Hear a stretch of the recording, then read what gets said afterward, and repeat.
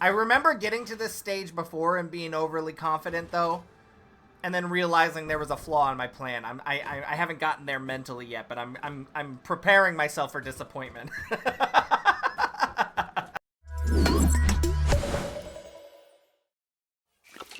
Hello, everybody. What's going on? How you guys doing? And welcome back to another Satisfactory video.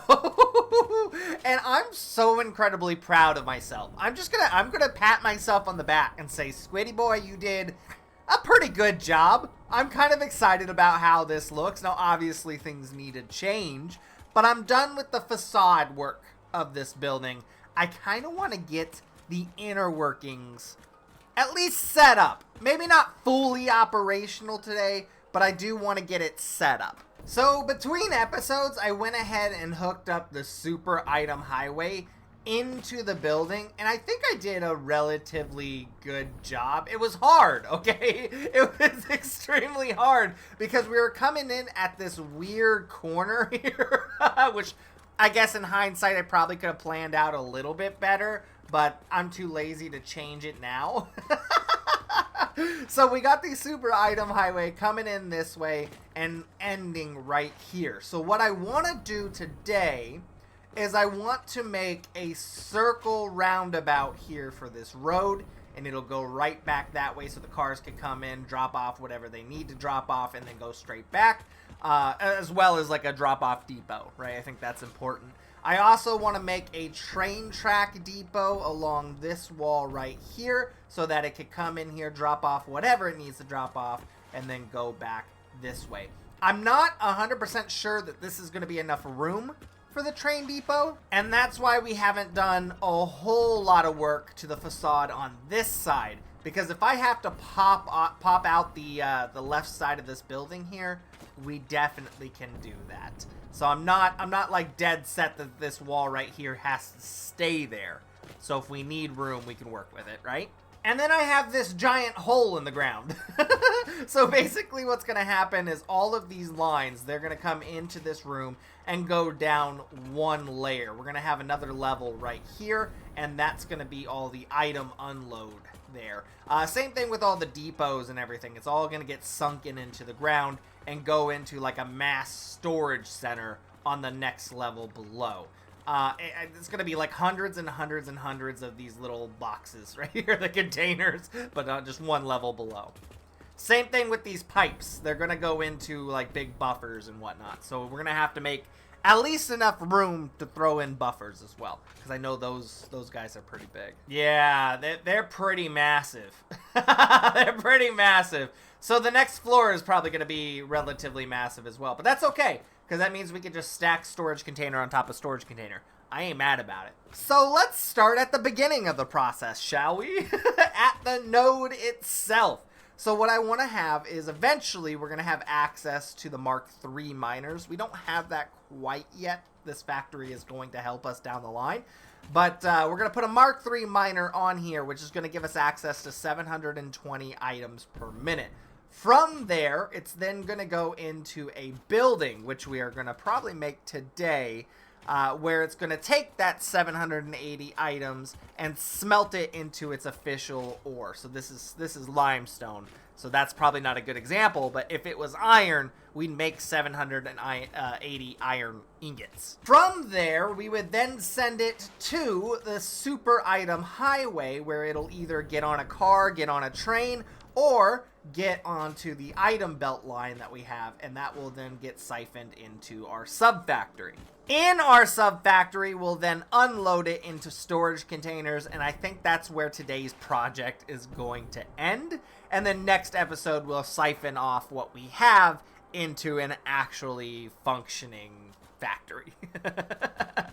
So what I've been wanting to do for such a long time is just be able to place these things down using blueprints. Yeah, blueprints. So I've been working on this kind of design, which I'm not mad at, but I don't think is the final form of this guy. So the basic idea of this is the iron comes in unsmelted in one side, gets smelted through all of these, and then comes out the other side smelted.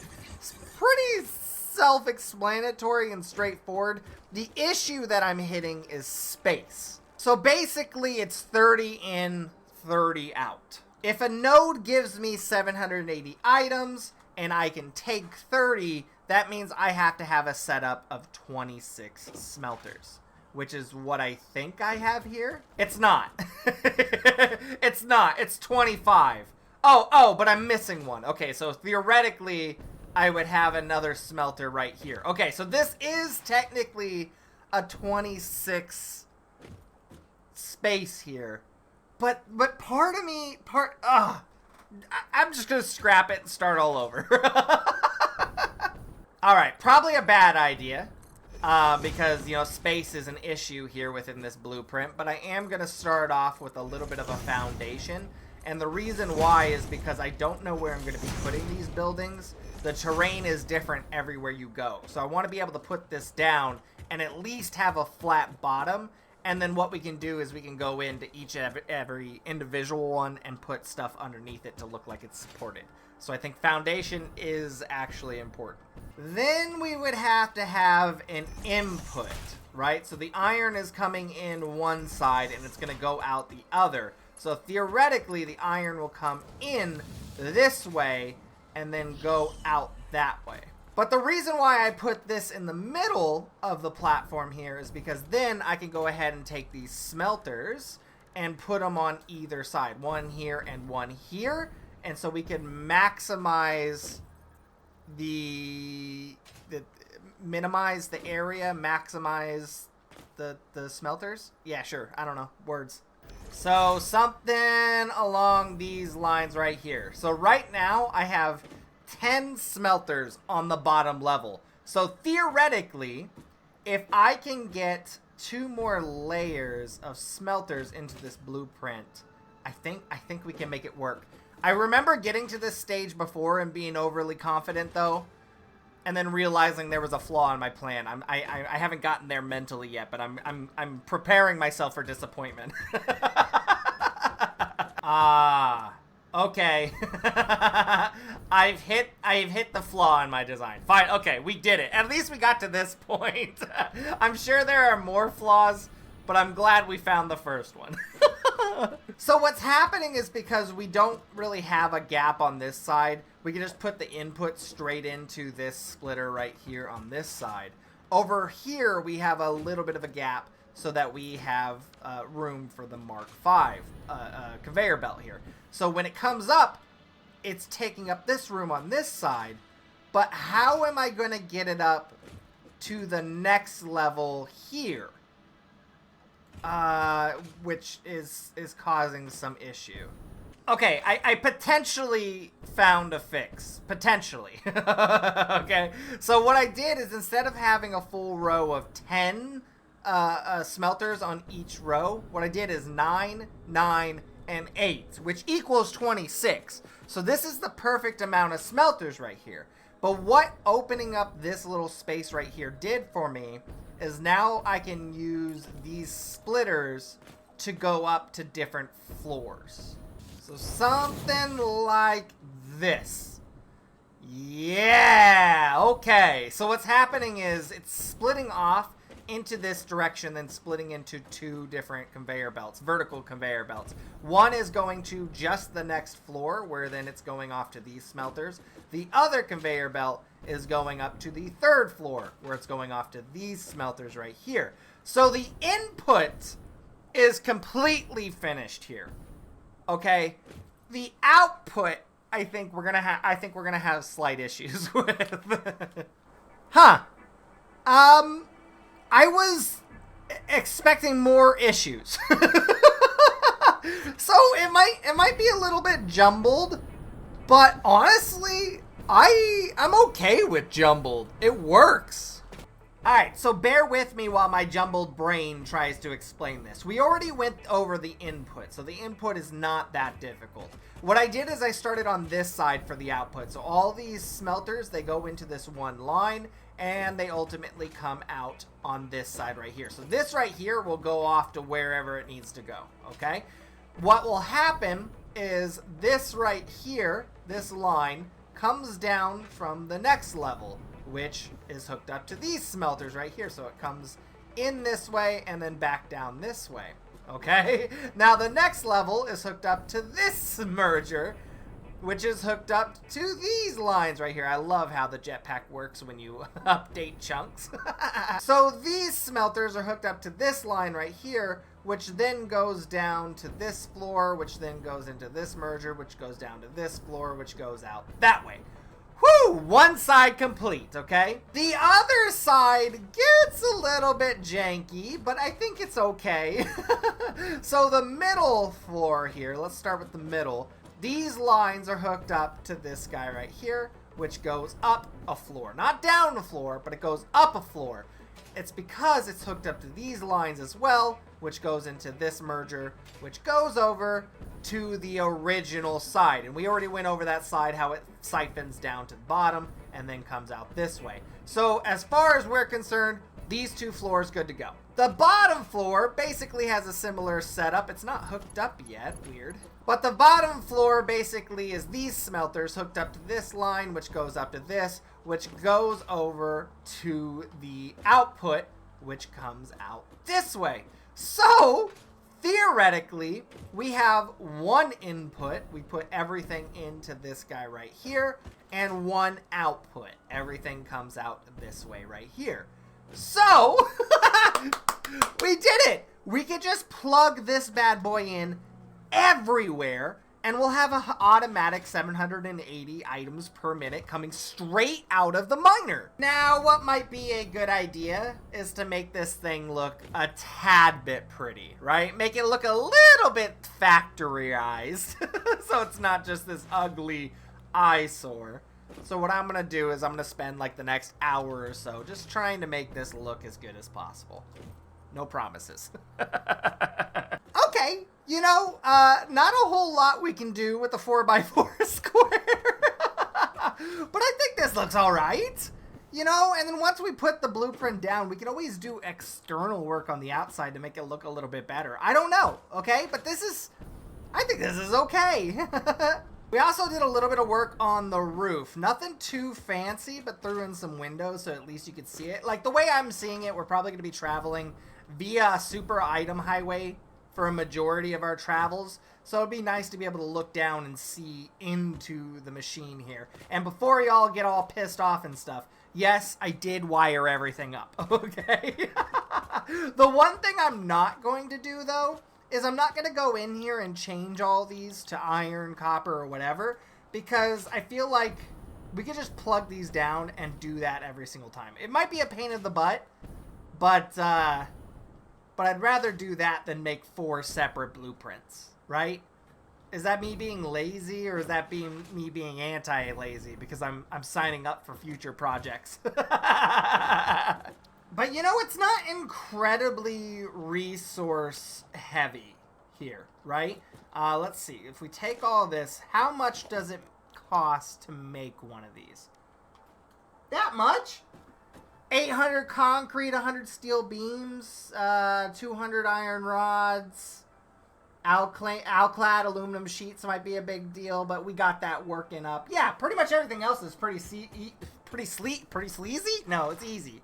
Pretty simple and easy, but would be sleazy. But I know that's not the word I'm looking for. All right, so here's the first iron node. It is a pure node, which is nice. I actually didn't know that there was a iron node anywhere around here. But it's directly underneath our item superhighway, so I think it'll be a good starter point. So what I'm going to immediately do here is I want to put this on my hotbar. We'll put it down right there, and we can place this down wherever. But I want to see where this arrow lines up. Arrow is output, so opposite arrow is input, right? So let's see. Can we find a decent place for this? Boom. How does that look? Oh, look at it all come together. Oh, it's so nice. Yes. Nice, beautiful square.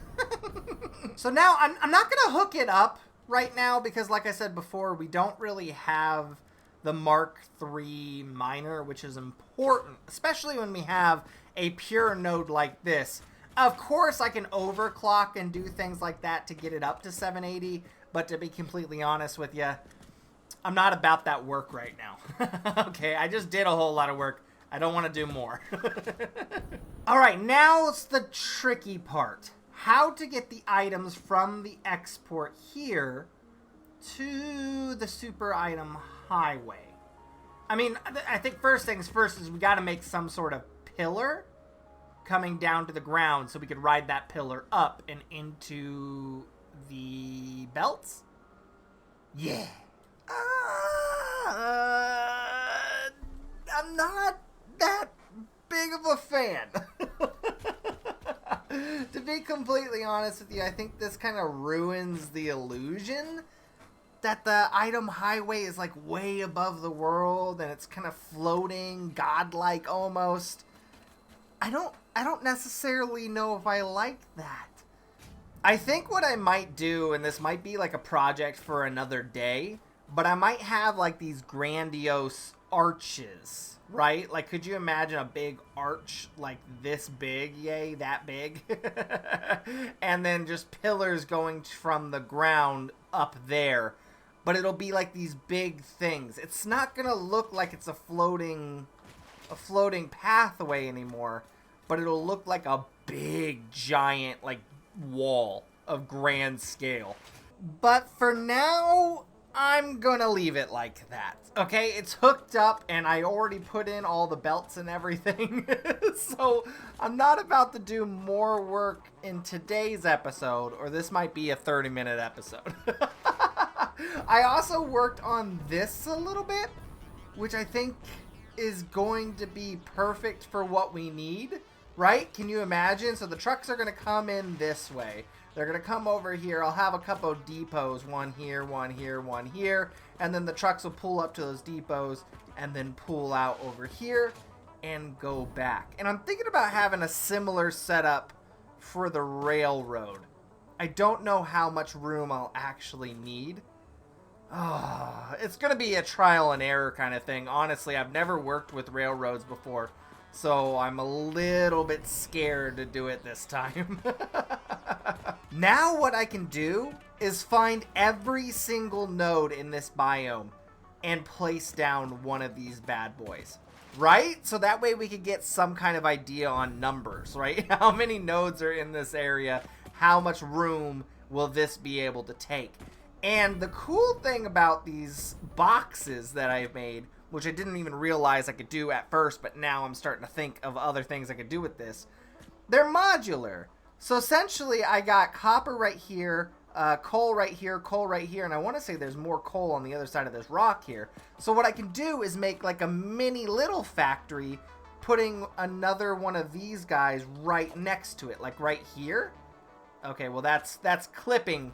But you can kind of get the idea that these buildings are, they could get put together in some fashion like this. And now it's not a square, it's a rectangle, baby. But I'm excited about this, and I hope you guys are too. I know I didn't really do like a tutorial, but I think it's pretty easy to follow if you want to build something like this in your world. I would love to see how you can make it better. I'm sure you can. I've seen some people make some pretty crazy things in Satisfactory, and right now I'm just learning the building process. As you can see, my big building is still made fully of concrete. So I want to see what you guys can do with a design like this, for sure. But other than that, that's it for me, guys. I appreciate you watching. I appreciate you coming back to the Satisfactory videos. And I will see you guys in the next one. Take it easy.